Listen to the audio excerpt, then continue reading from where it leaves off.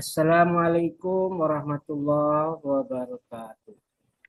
Waalaikumsalam warahmatullahi. Bismillahirrahmanirrahim. Alhamdulillahirabbil alamin. Wa bihi nasta'in wa ala umuri dunya waddin. Wassalatu wassalamu ala asyrafil anbiya'i wal mursalin sayyidina wa maulana Muhammadin wa ala alihi wa sahbihi ajmain. Rabbi shrah li sadri wa yassir li amri wahlul 'uqdatam min lisani yafqahu qawli amma ba'du. Baik, perkuliahan hari ini kita buka bersama-sama dengan membaca lafaz basmalah. Bismillahirrahmanirrahim.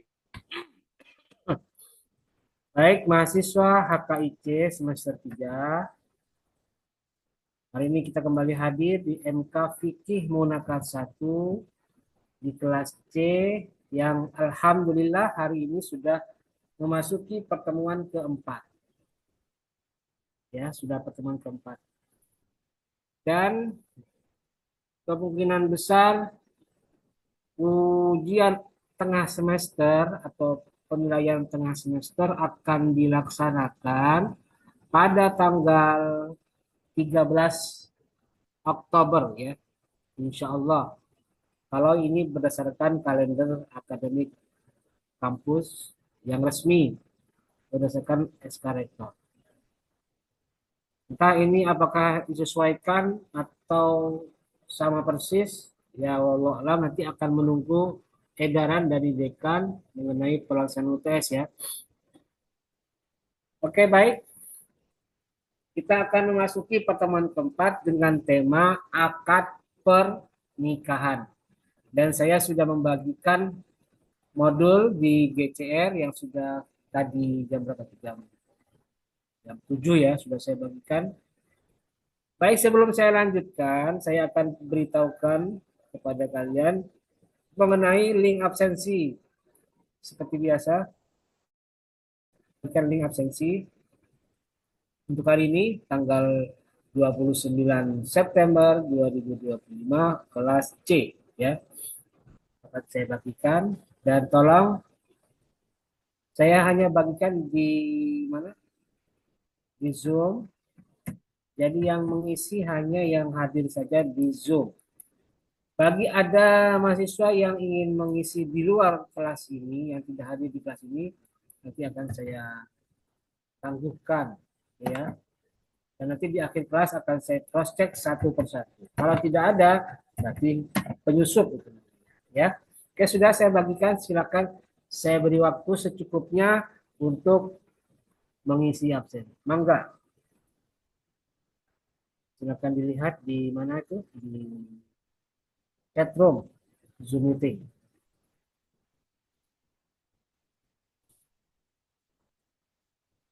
Dan yang belum dapat laporan. Kalau ada kesulitan lain perihal absen, silakan laporkan. Dan harus menggunakan email kampus ya. Wajib menggunakan email kampus. Sudah ada 3, 6, 7 mahasiswa, 8 mahasiswa yang sudah mengisi absen. Dan silakan teruskan sampai semuanya benar-benar sudah mengisi ya. Kosmanya siapa ini di C? Siapa kosmanya? Nggak ada yang Saya Pak, siapa? Ibnu Katsir Pak, Berapa jumlah mahasiswa C? 28. 28. Oke, sudah ada yang masuk di 23 orang nih ya. Berarti kurang 5 orang yang belum masuk. Pak, punya saya nggak ada inian, Pak. Linknya. Nggak ada apa? Nggak ada linknya, Pak. Oh ya, oke. Ini saya bagikan ulang. Yuk, silakan. Dah, yuk. Oke, sudah.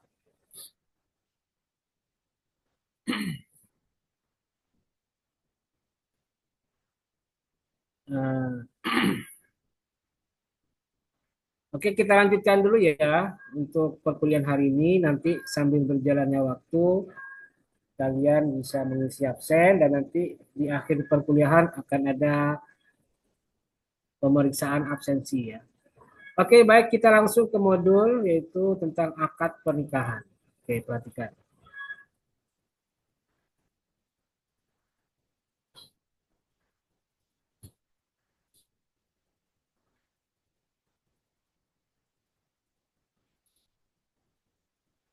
Nah, ini dia ya.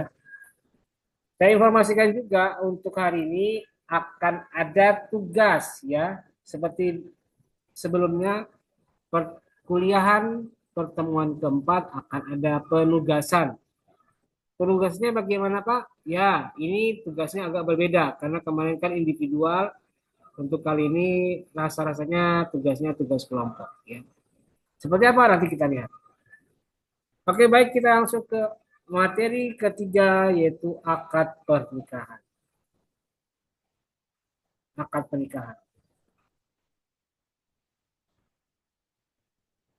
Bahan kajiannya ada dua. Pertama, menerangkan macam-macam syarat pernikahan.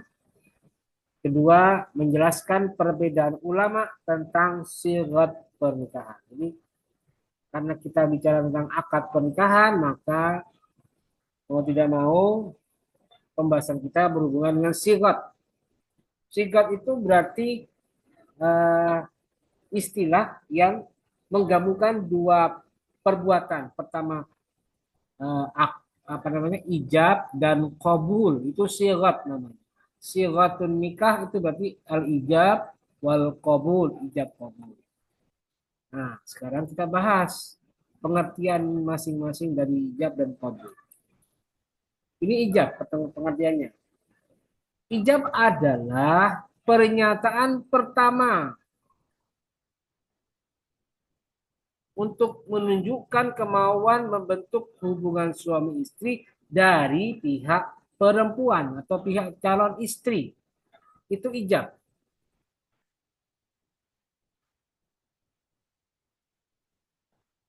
Sedangkan qabul adalah pernyataan kedua yang diucapkan oleh laki-laki untuk menyatakan keridhaan dan persetujuan. Jadi ijab seorang wali yang mewakili calon istri membuat pernyataan yang diucapkan secara tegas dan jelas berkaitan dengan keinginan untuk memiliki keinginan untuk melakukan ikatan dengan pihak laki-laki, itu pihak perempuan. Diucapkan oleh pihak perempuan yang diwakili oleh wali. Sedangkan qabul adalah pernyataan kedua yang diucapkan oleh laki-laki untuk menyatakan persetujuannya. Persetujuan. Ya, saya bersedia. Contohnya, si wali atau si orang yang mau menjadi wali dari pihak perempuan mengatakan, wahai Ali, ijab, saya nikahkan dan saya kawinkan engkau Ali dengan anak saya bernama Siti dengan mas kawin sekian-sekian dan sekian-sekian dibayar tunai. Itu pernyataan ijab. Sedangkan kabulnya adalah ucapan seorang laki-laki yang menjawab, merespon pernyataan si pihak perempuan dengan kata-kata, saya terima nikahnya dan kawinnya Siti binti Bapak Ali, ya, binti Bapak Ahmad dengan mas kawin sebagaimana disebutkan dibayar tunai. Itu kabul. Jadi pihak laki-laki menjawab pernyataan dari ijabnya seorang perempuan. Nah, itu ijab kabul. Nah, sekarang kita lihat di kitab Al-Fiqhul Islami wa Adillatuhu juz 7 halaman 37. Disebutkan itu yang saya garis bawahi ya. Ini menyangkut macam-macam sirat, macam-macam ijab kabul.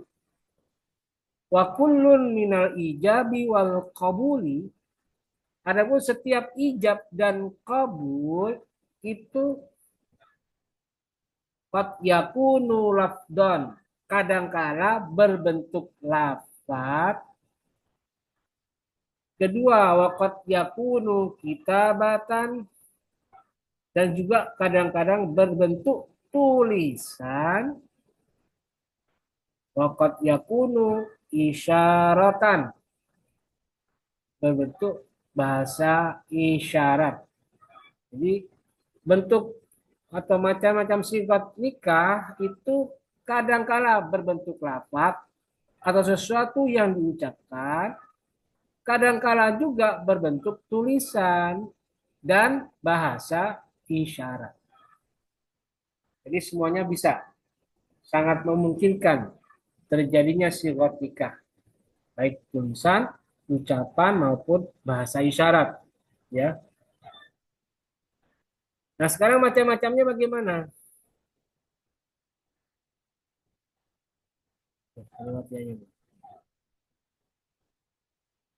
Macam-macam sifat nikah itu ada 3 ya, perhatikan. Nah, yang digarisbawahi. Wa alfadul ijabi wal qabuli, adapun lafaz-lafaz ijab dan qabul itu pertama, minha ma huwa muttafaqun ala inqadiz zawaji bihi, yaitu lafaz yang ulama sepakat bahwa lafaz tersebut bisa menjadi lafaz dalam sigot pernikahan. Itu yang pertama, disepakati oleh ulama bisa.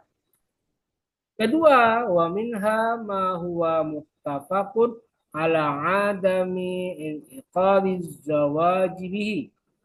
Yang kedua adalah lafaz yang ulama sepakat bahwa lafaz tersebut tidak bisa menjadi lafaz akad nikah.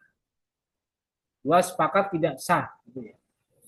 Dan yang ketiga adalah wa minha ma huwa mukhtalafun fihi.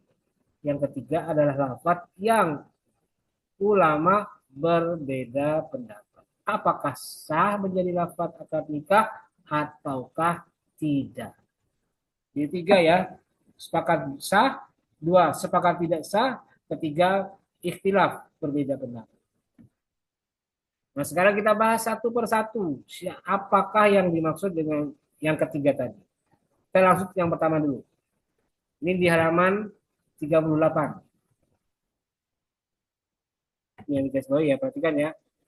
Wa amal alfadul lati ittafaqal fuqaha'u ala adamin ala ala ala in iqadiz zawaji biha. Adapun lafaz-lafaz yang ulama ittafaqal fuqaha'u, sepakat para ahli fikih atau para ulama fikih atas ala inqadiz zawaji biha, atas terjadinya akad nikah dengan lafaz ini. Ulama sepakat sah. Apa itu fahiya lafdu? Yaitu lafaz angkahtu wa zawwajtu. Lafaz saya nikahkan dan saya kawinkan. Jadi ulama sepakat sah ini. Itu ucapan angkahtu dan zawwajtu. Itu semua ulama sepakat sah. Yang pertama. Yang kedua, digarisbawahi lagi, wa amal alfadul lati ittafaqal fuqaha'u ala adami inqadiz zawajibiha. Adapun lafaz-lafaz yang ulama sepakat atas ala adami inqadiz zawajibiha, tidak sah menjadi lafaz dalam akad nikah. Ulama sepakat tidak sah. Apa itu? Fahia allati, yaitu kalimat allati yang la tadullu, tidak menunjukkan kalimat ala tamlikil aini fil hal, atas makna memilikinya seseorang atas suatu benda fil hali, seketika itu juga. Jadi kalimat yang tidak menunjukkan otomatis memiliki atau suatu benda itu tidak sah. Ulama sepakat tidak sah. Wala ala baqail milki muddatal hayati, dan juga lafaz yang tidak menunjukkan atas kekalnya hak milik sepanjang hidup. Apa itu kalimatnya? Yaitu wahia al-ibahatu, kalimat ibahah membolehkan, wal i'aratu pinjam, wal ijaratu sewa, wal mut'atu menikmati, bersenang-senang, wal wasiyatu dan wasiat, wal rahnu dan gadai, wal wadi'ah dan titip, wanah uha dan lain-lain.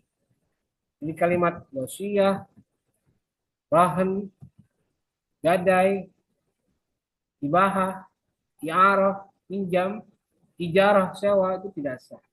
Karena tidak menunjukkan kekekalan hak milik. Atau tidak menunjukkan sifat memiliki suatu benda seketika itu juga. Ya, itu ulama sepakat tidak sah.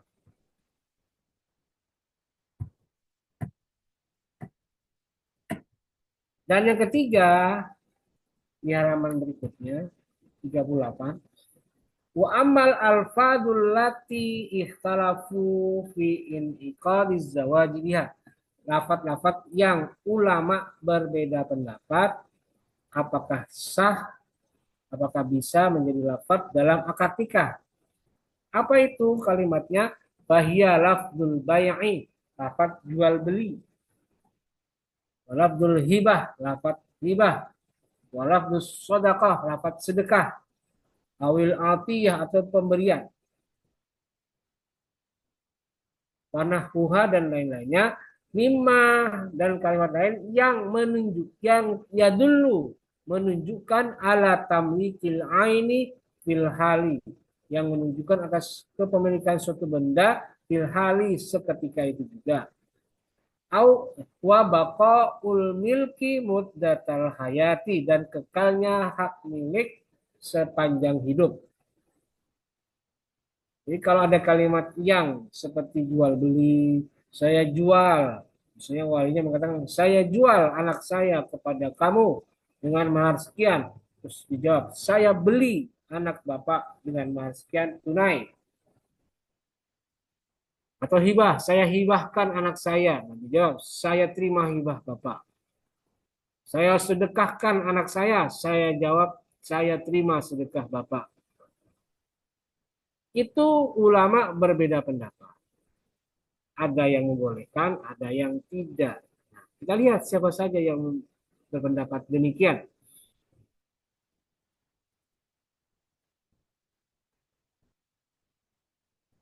Oke, lihat sini ya di halaman 38. Faqala al-Hanafiyatu wal Malikiyatu ala rajih. Mazhab Malik Hanafiyah dan Malikiyah ala rajih yang unggul. Dinyatakan yan aqidu zawaju, sah akad nikah biha dengan lafaz tadi itu bisyartin, tapi dengan syarat, bisyarti niyatin, dengan syarat ada niat. Niat apa? Ya tentu niat nikah, bukan coba niat jual beli atau hibah atau sedekah atau pemberian. Tapi niatnya apa? Menikah. Au qarinatin, atau adanya petunjuk tadullu ala zawaji, yang menunjukkan suatu perbuatan pernikahan. Misalnya kabayanil mahri, dengan menyebutkan jumlah mahar, wa ihdarin nasi, dan menghadirkan undangan-undangan orang-orang sebagai tamu undangan, wa fahmis syuhudi al maksuda, mengertinya para saksi terhadap maksudnya pernikahan. Jadi syaratnya harus ada niat nikah dan ada indikasi memang terjadi pernikahan. Misalnya ada undangannya, kemudian ada maharnya disebutkan, dan juga mengerti maksud dari ucapan wali dan calon suami, bahwa walaupun mereka mengucapkan saya jual beli, tetap mereka meniatkannya sebagai pernikahan. Nah, kalau ada seperti itu, menurut Hanafiyah dan Malikiyah sah.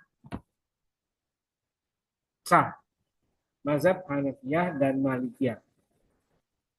Yang kedua, menurut mazhab Syafi'iyah dan Hanabilah, halaman 39, halaman berikutnya disebutkan, wa qala Syafi'iyyatu wal Hanabilatu la yan'aqidu zawaju biha wa la yan'aqidu illa bi lafdhin nikahi awit tazwiji.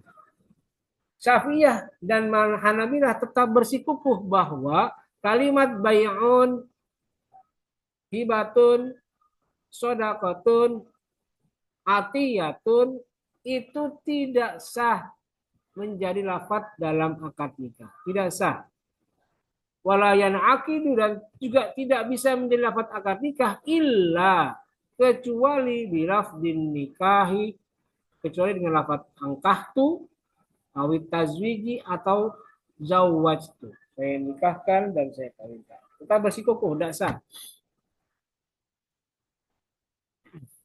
Jadi mazhab mazhab 4 itu berbeda pendapat mengenai lafaz tertentu seperti lafaz sedekah, hibah, jual beli, atiyah dan lain sebagainya. Diwurudihima karena datangnya kedua kalimat itu. Karena datangnya kedua kalimat itu, nikah dan tazwij itu fil Qur'ani ada di dalam Al-Qur'an. Karena dasarnya ya, karena Al-Qur'an begitu. Ya. Itulah 3 macam akad nikah.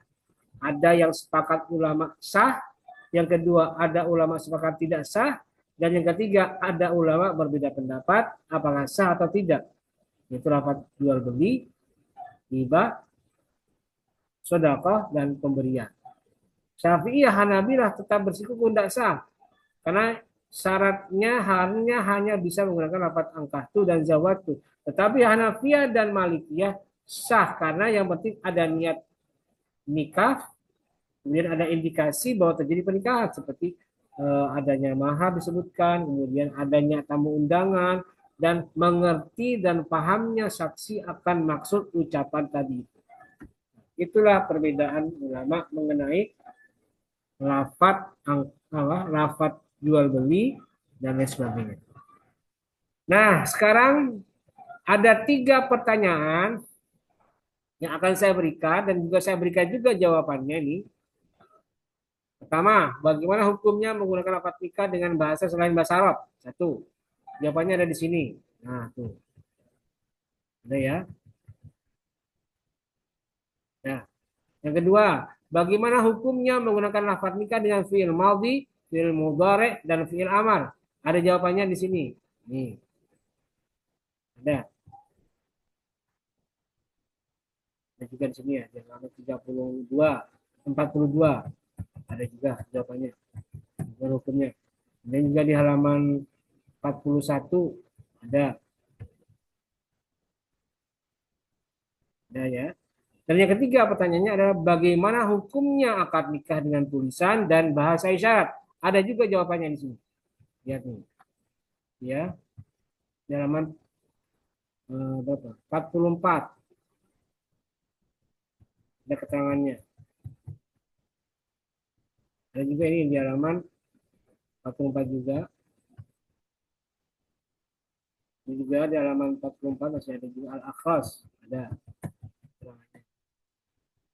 Dan ini akan saya jadikan tugas ya, perhatikan ya. Saya jadikan tugas, oke? Tugasnya adalah menjawab 3 pertanyaan tadi. Tapi tugasnya tugas kelompok. Oke, baik.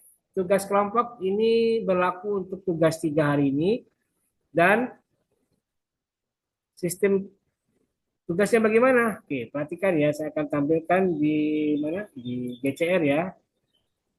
Saya tampilkan GCR untuk H. Perhatikan.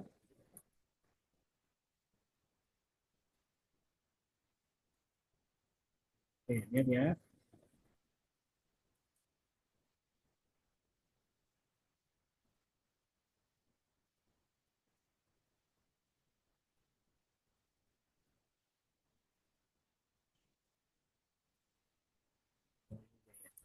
tampilkan BCR-nya.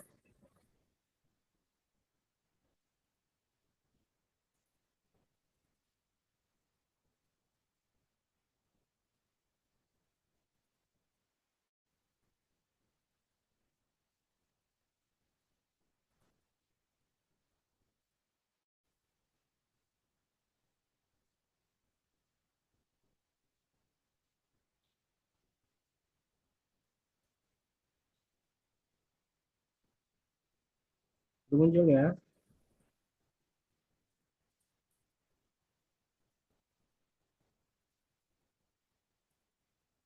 Sudah muncul belum?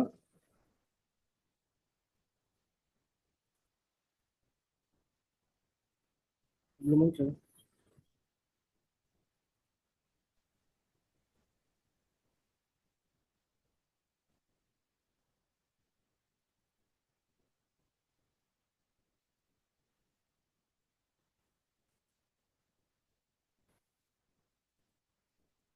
Nah ini dia. Sudah belum? Sudah kelihatan belum?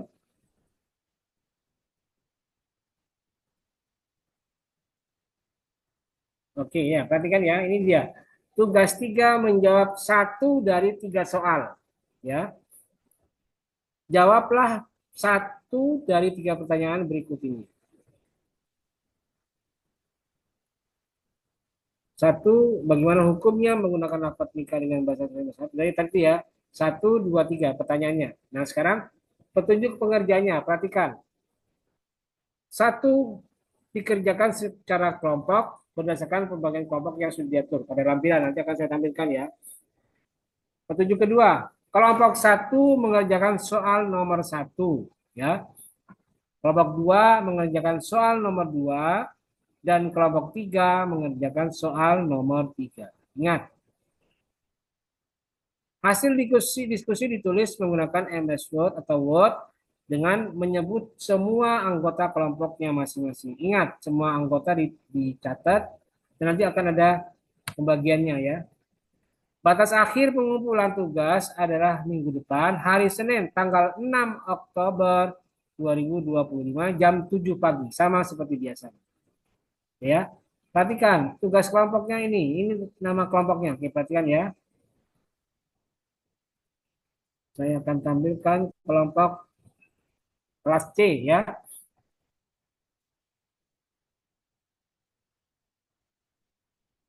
Agak lambat ya, harap bersabar.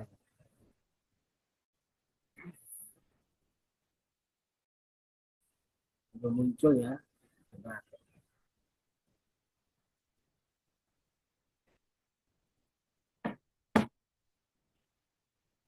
Nah, ini dia ya. Kok ini? Salah ini, bukan ini. Ini tahun lalu ini malah. Ada kesalahan teknis ya, mohon maaf ya. Salah ini, salah masukkan. Oke, saya tampilkan dulu ya, saya carikan di ini dulu ya. Di mana? Di, saya ulangi, saya buka eh,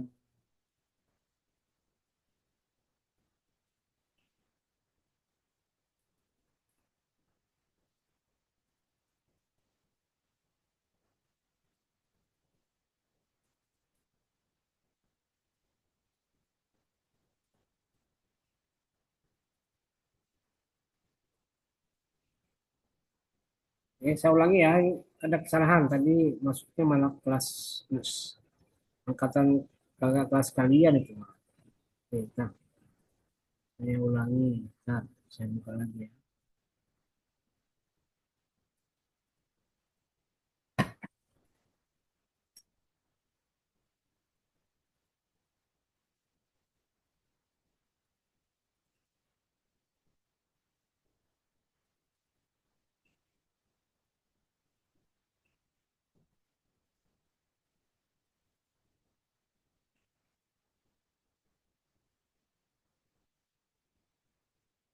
Enggak lambat.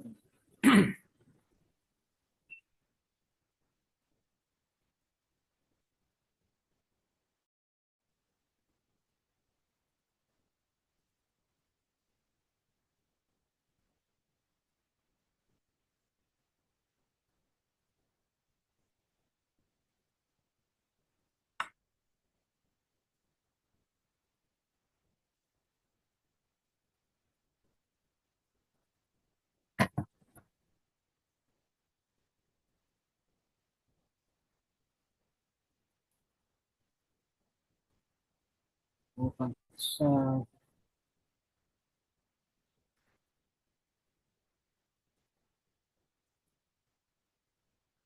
Oh, berarti gini aja ya. Saya ada kesalahan ya. Saya sebenarnya sudah membagi, tapi ternyata ada kesalahan. Jadi nanti akan saya umumkan ya lebih lanjut yang mengenai siapa nama dan teman-teman sesama anggota kelompok 1, 2, dan 3 untuk menjawab soal 1 sampai 3 ya. Nanti akan saya umumkan lebih lanjut ya. Saya akan perbaiki karena ini ada kesalahan.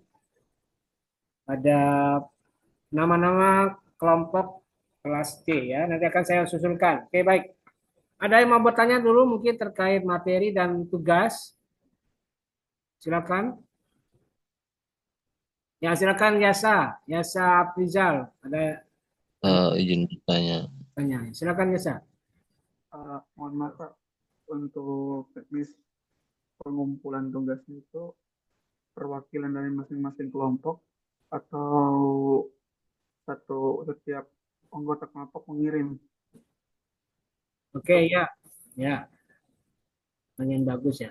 Kira-kira bagaimana sistem penyerahan tugas? Oke. Saya hanya mewajibkan ada satu perwakilan untuk mengirimkan tugas. Tapi kalau anggota kelompok yang lain juga mau mengirimkan, silakan, tidak masalah. Jadi tolong, kalau nanti sudah dikerjakan ya, sudah didiskusikan bersama anggota teman yang lain, usahakan filenya itu di-share bersama-sama dengan teman yang lain. Entah nanti mau di-upload ke menu tugas GCR atau cukup disimpan, ya terserah. Jadi saya hanya mewajibkan apa itu satu anggota kelompok perwakilan masing-masing kelompok untuk mengupload tugasnya minimal satu. Tapi kalau ada yang lain mau inisiatif saya mau upload sendiri ya tidak apa-apa. Tetap akan tercatat. Yang penting jangan lupa anggota kelompoknya disebutkan karena saya akan berpatokan pada itu. Kalau misalnya begini, Pak, kelompok 1 ada 8 orang, Pak, misalnya. Tapi yang aktif cuma 5 orang, Pak. Tuh. Terus yang 3 gimana? Kalau yang 3 ini tidak mau bekerja sama dan namanya dicoret dari daftar kelompok ini, maka itu terserah kebijakan masing-masing kelompok. Kalau tidak disebutkan di dalam tugas total 8 orang, ya berarti cuma yang 5 orang itu saja yang dicatat dan yang mendapatkan nilai yang 5 orang itu saja. Terserah masing-masing kebijakan kelompok. Saya sudah memberikan daftar namanya ini dan anggotanya ini, silakan dikerjakan bersama-sama. Tapi kalau kenyataannya cuma 5 orang yang mengerjakan, sedangkan sisanya tidak, ya sudah. Yang tercantum hanya 5 orang saja. Terserah itu, masing-masing kebijakan kelompok. Gitu ya. Jelas jasa.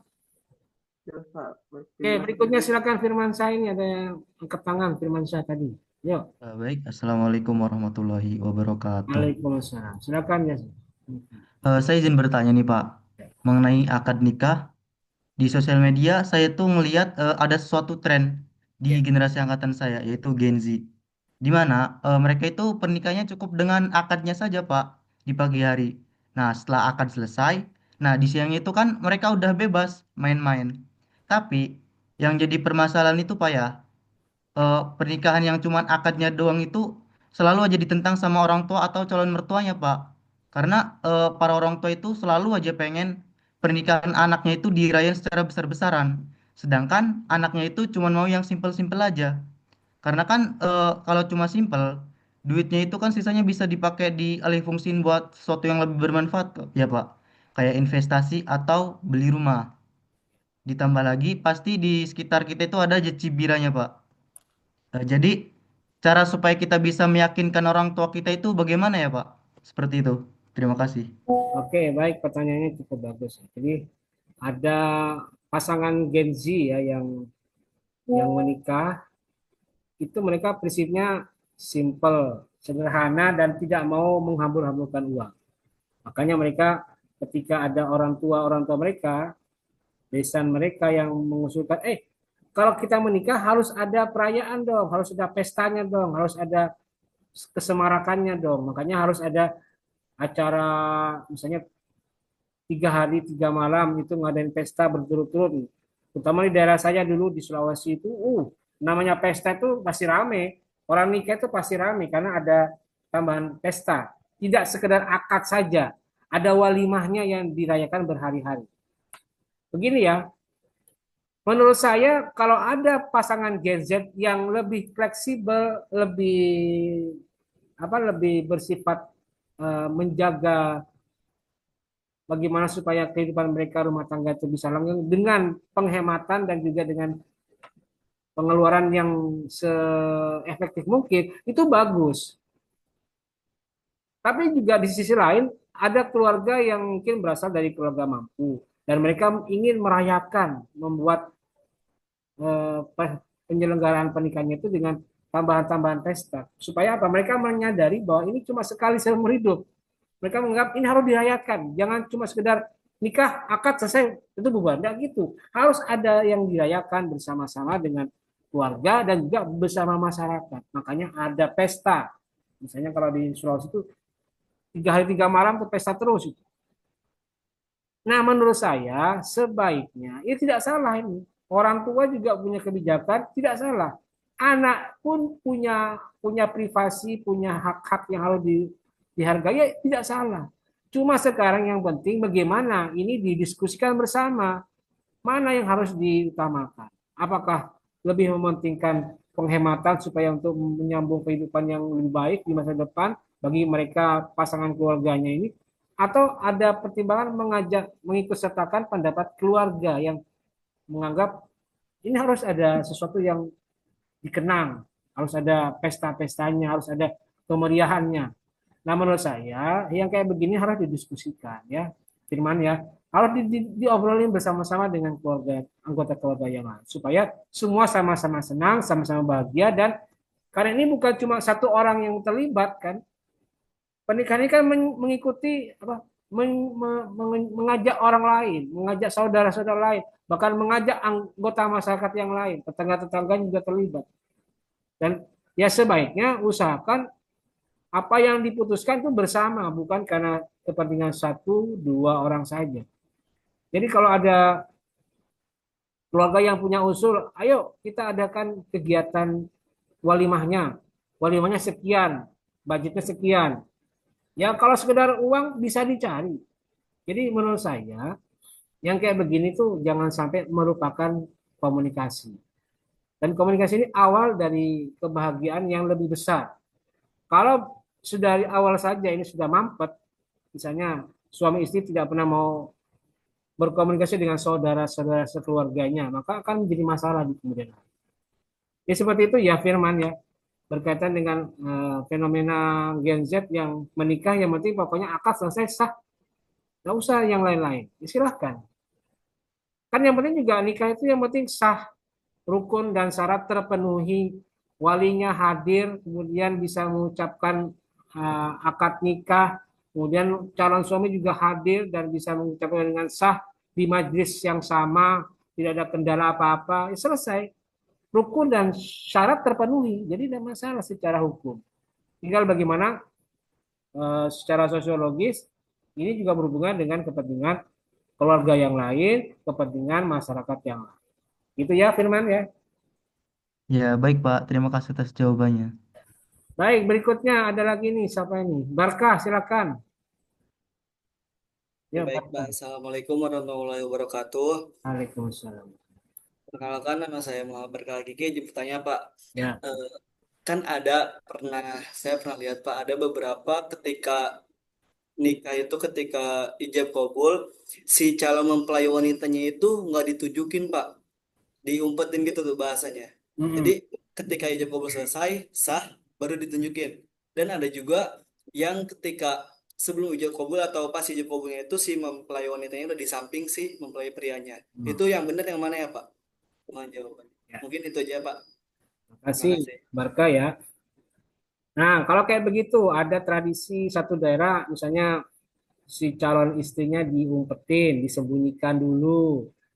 Ya sama kayak di adat saya di Sulawesi itu diumpetin yang perempuannya, masuk kamar dulu, jangan keluar. Jadi yang akad cuma calon suami dan wali. Perempuannya di mana? Sembunyiin dulu di dalam kamar. Nggak boleh nggak boleh dilihat-lihat.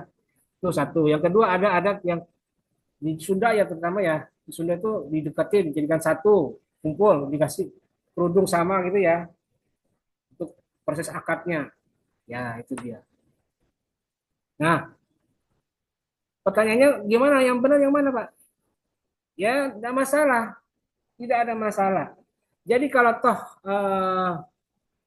apa namanya? Ada yang apa itu kayak tadi dipisahkan, disembunyikan, tidak masalah itu juga benar. Terus ada yang digabungkan satu, ya tidak apa-apa. Yang penting tidak misalnya belum nikah sudah salaman, sudah cium tangan, belum nikah pada belum akad. Nah itu yang nggak benar, itu yang tidak sesuai dengan syariat Islam. Kalau cuma sekedar disampingkan kan nggak masalah. Jadi itu boleh-boleh saja. Yang penting jangan sampai merusak. Misalnya kalau belum sah, belum selesai akad nikahnya, jangan sampai ada uh, pertemuan dan sentuhan tangan. Kalau sudah sah semuanya, ya tidak masalah. Cium tangan juga boleh. Jadi itu ya, kalau ditanya sah tidak sahnya ya, tidak masalah semuanya dua-duanya. Disembunyikan ya mangga, diumpetin ya mangga, ditampilkan berdua di saat akad nikah juga mangga. Gitu ya. Itu cuma adat istiadat saja. Oke, jelas ya Barka ya. Ya, Pak, jelas Pak. Baik, Ya. terima kasih Pak. Berikutnya Sahrul Karim, mangga. Pertanyaan untuk Sahrul Karim, mangga, silakan. Mana Sahrul? Ya, izin bertanya Pak, saya Sarul Karim. Pertanyaannya, di zaman sekarang dunia itu tergantung pada yang namanya teknologi atau sosial media. Dan bagaimana hukumnya akad nikah yang dilangsungkan oleh sosial media, seperti video call, dan tanpa saksi atau syarat-syarat rukun-rukun akad nikah. Itu menurut pandangan syara atau hukum Islam, akad nikah kayak demikian diperbolehkan atau tidak, Pak? Terima kasih. Baik. Sahrul ya, begini. Sepanjang rukun dan syarat terpenuhi, maka pernikahan menjadi sah. Itu ya. Mazhab Syafi'iyah misalnya. Rukun nikah itu ada 5. Ada wali, ada saksi, ada calon suami, ada calon istri, dan ada sigot. Kalau ada apa namanya akad nikah tanpa adanya 2 saksi, maka tidak memenuhi syarat karena rukunnya tidak terpenuhi, tidak sah pelaksanaan akad nikahnya. Jadi tinggal dicek aja, ada nggak rukunnya, ada nggak syarat yang terpenuhi. Kalau ada rukun dan syarat terpenuhi, maka hukum pernikahan tersebut menjadi sah. Kalau tidak ada, berarti ada yang kurang dan harus dibatalkan dan diulangi lagi. Nah pertanyaannya gimana Pak, kalau misalnya kondisi sekarang ada video call, bisa nggak kira-kira? Nah sekarang kita lihat, bagaimana hukum nikah video call atau telekonferensi. Secara peraturan, tidak ada atau belum ada peraturan yang menjadi payung hukum dalam pelaksanaan video call. Belum ada. Misalnya kayak peraturan Menteri Agama atau mungkin keputusan peraturan pemerintah atau apapun ya yang berhubungan dengan teknis pelaksanaan akad nikah. Tidak ada, bahkan belum ada. Tapi yang terjadi, tidak ada ya. Karena itu secara hukum, secara positif, hukum positif, kalau ada pelaksanaan akad nikah dengan cara seperti itu, maka lihat perspektifnya. Siapa yang melaksanakan, siapa yang menyelenggarakan. Kalau diselenggarakan secara resmi oleh negara, misalnya dihadiri oleh kepala KUA, dihadiri oleh penghulu dari kantor urusan agama. Sementara payung hukum yang melatar belakangi pelaksanaan itu tidak ada, maka itu bisa dianggap prestasi atau malpraktek atau prestasi ya, karena tidak ada aturannya. Sampai sekarang itu tidak ada aturan yang berhubungan dengan tata cara pelaksanaan video call, akad nikah dengan video call atau telekonferensi. Jadi secara hukum positif tidak ada. maka bisa dikatakan tidak sah secara hukum positif. Tapi secara hukum syariat Islam, bagaimana kira-kira Pak? Nah, perhatikan, kalau video call atau telekonferensi dilaksanakan, tapi kalau ternyata ada hal-hal yang menunjang, misalnya gini, video call calon suaminya di Amerika, istri dan saudara-saudaranya, wali-walinya ada di Indonesia. Kemudian ada pemastian, ada justifikasi bahwa calon suaminya yang sekarang tampil di layar, yang ada di Amerika sekarang, ini benar-benar dia. Ada jaminan nggak? Ini benar-benar orangnya. Kalau ternyata meragukan, misalnya wajahnya blur tiba-tiba atau tiba-tiba disconnect gitu ya, sinyalnya putus, sinyalnya hilang. Terus tiba-tiba ada kepastian nggak? Ada jaminan nggak bahwa ini orang yang dimaksud sebagai calon suami?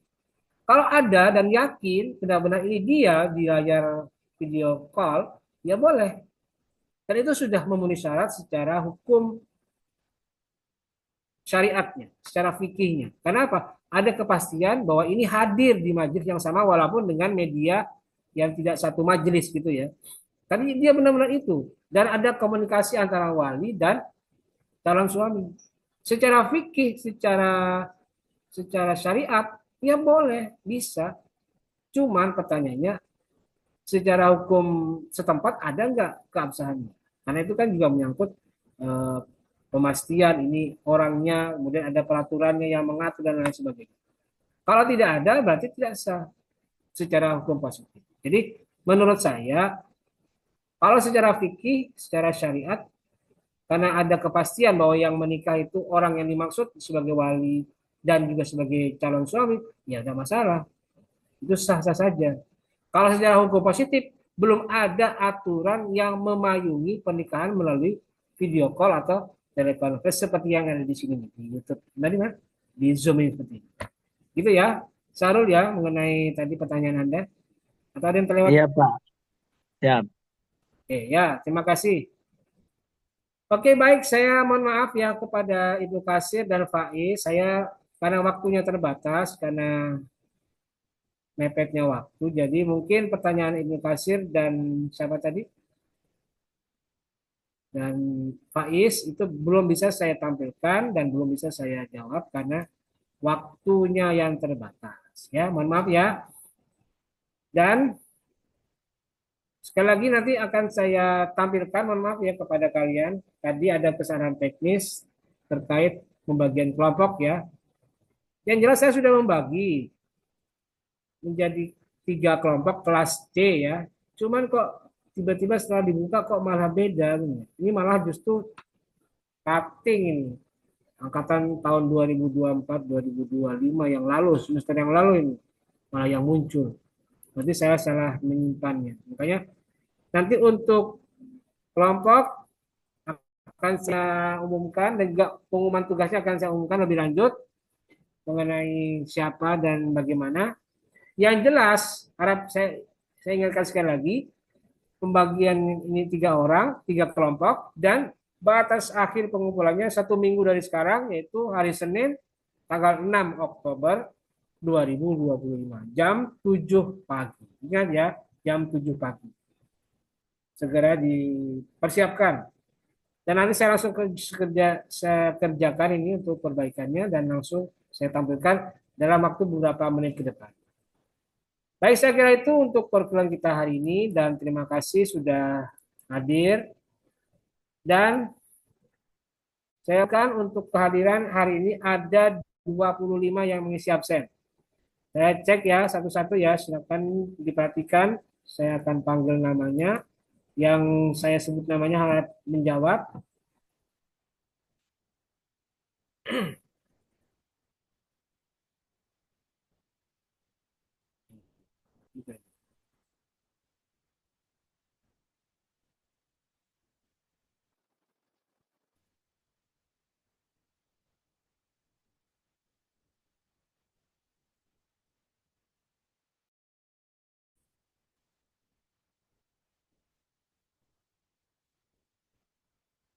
Oke, yang pertama, Yogiana, ada Yogiana?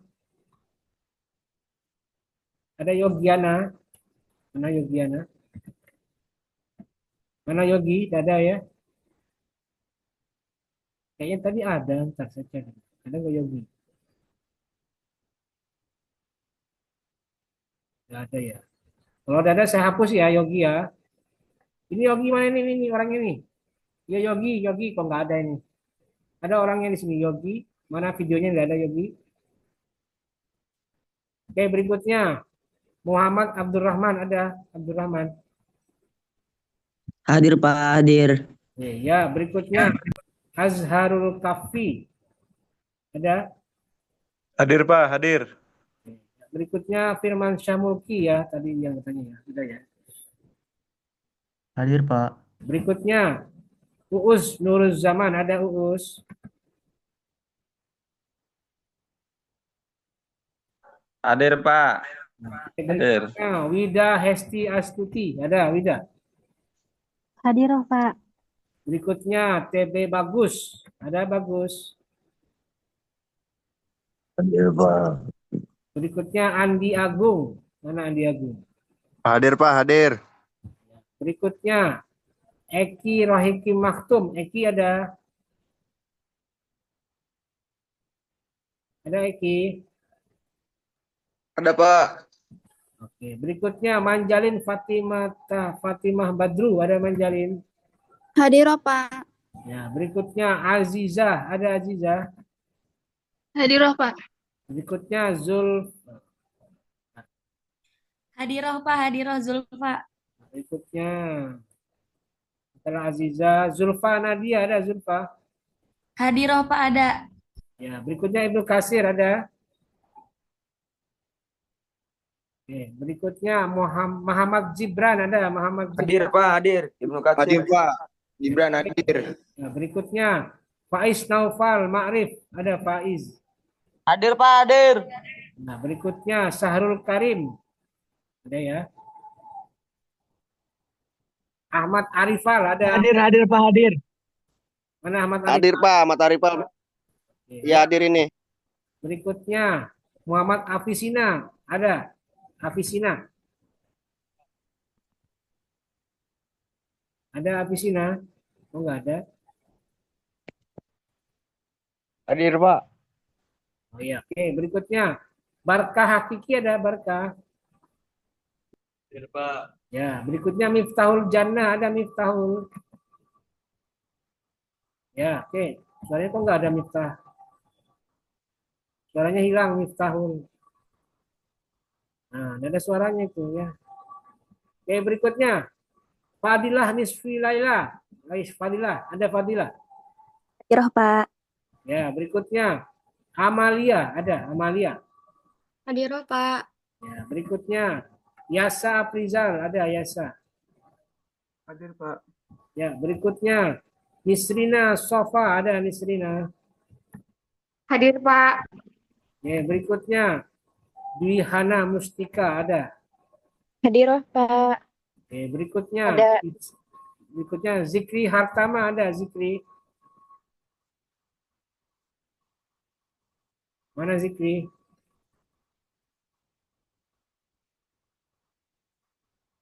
Ih, kok nggak bisa? Hadir Pak, hadir. Oke, ya berikutnya Najwa Salsabila Kirana, ada Najwa. Hadir Pak. Ada.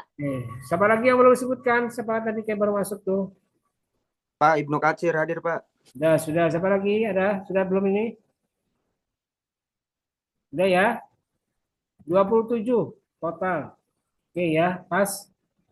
Oke, terima kasih dan mari kita akhiri perkuliahan hari ini dengan bersama-sama membaca lafaz hamdalah. Alhamdulillahirabbil alamin. Terima kasih. Wallahul muwaffiq ila aqwamit thoriq. Wassalamualaikum warahmatullahi wabarakatuh. Waalaikumsalam Waalaikumsalam warahmatullahi wabarakatuh.